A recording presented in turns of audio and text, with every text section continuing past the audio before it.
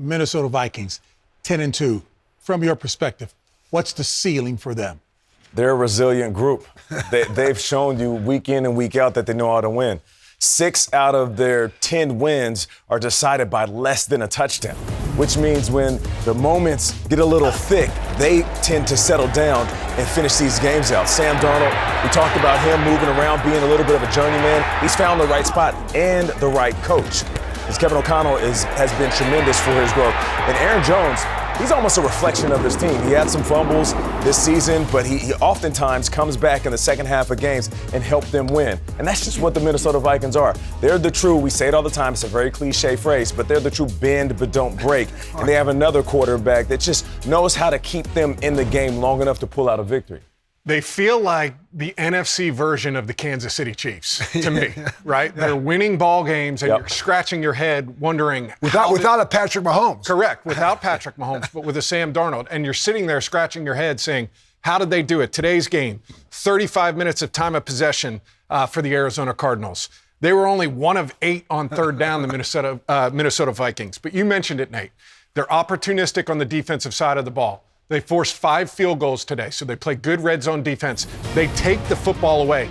Brian Flores has done an excellent job as a coordinator. You see all of these different pressures that they put on, and it affects the timing of quarterbacks and forces you in to making poor decisions like this one right here for Kyler Murray.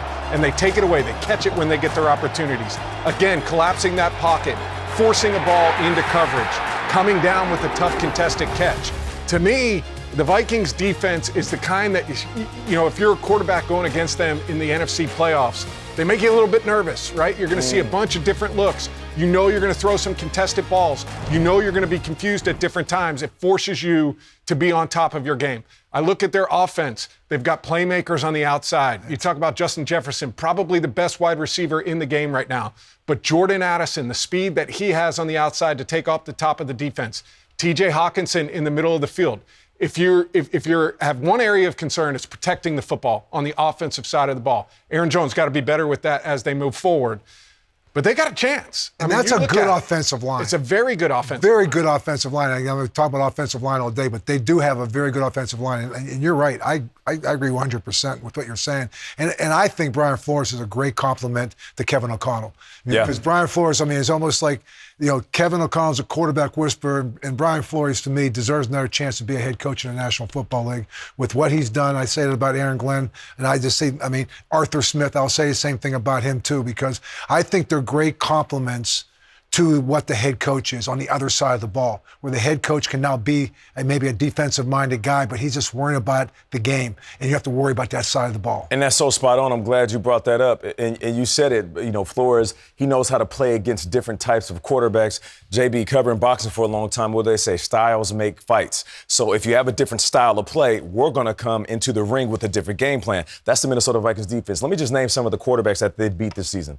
Brock Purdy. You know his style of play. C.J. Stroud, fantastic young quarterback. Jordan Love with Green Bay. Of course, you have New York Jets with Aaron Rodgers, and they just beat Kyler Murray. If you look at all these different quarterbacks, they all have very distinct, different styles of how they approach the game. So to have a defensive coordinator that can come in not with one uniform style of defense, but with a game plan that you can kind of mold and adjust to every single QB you face, it's dangerous. Yeah. And it's confidence in that defense knowing, we can play against anybody. It doesn't matter who we run into in the postseason. We're going to be good.